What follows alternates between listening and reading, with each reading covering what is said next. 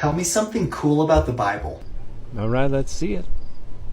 Over 500 years before Jesus was born, God spoke through the prophet Zechariah and said, "If you think good, give me my price, and if not, forbear." So they weighed for my price 30 pieces of silver. So God said that they weighed his value to be 30 pieces of silver. What's so cool about that? Guess how much money Judas betrayed Jesus for? No way. Yes way. Matthew 26 records that Judas Iscariot went to the chief priests and said to them, "What will you give to me, and I will deliver him to you?" So they covenanted with him 30 pieces of silver. Dude, that's crazy.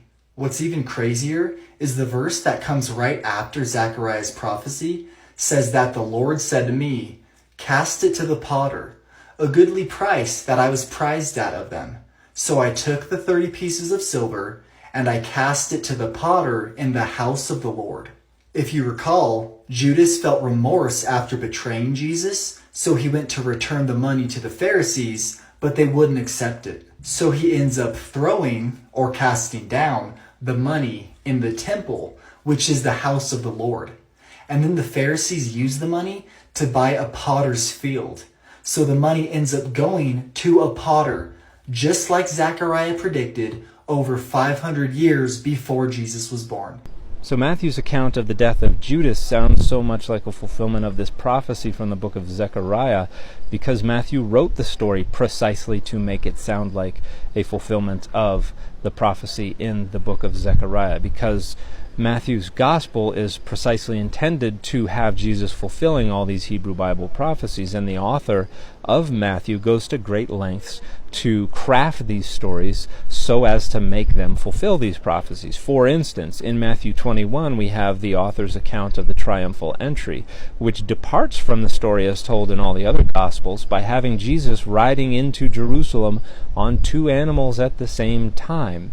And that's because the author misunderstood the prophecy as found in the Septuagint translation of Zechariah, where it talks about the king riding in on a donkey, even a colt, the foal of a donkey.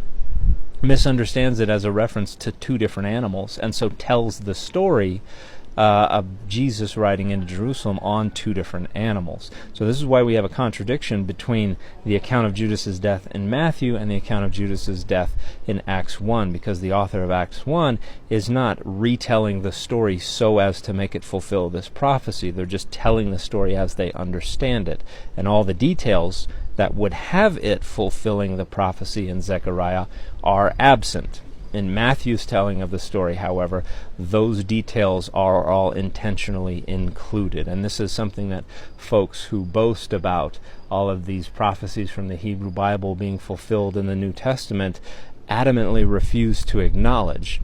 All of these stories are being written by people who are aware of those prophecies, and in some cases, as in the case of the author of the Gospel of Matthew, are intentionally framing them so as to make the stories fulfill the prophecies from the Hebrew Bible.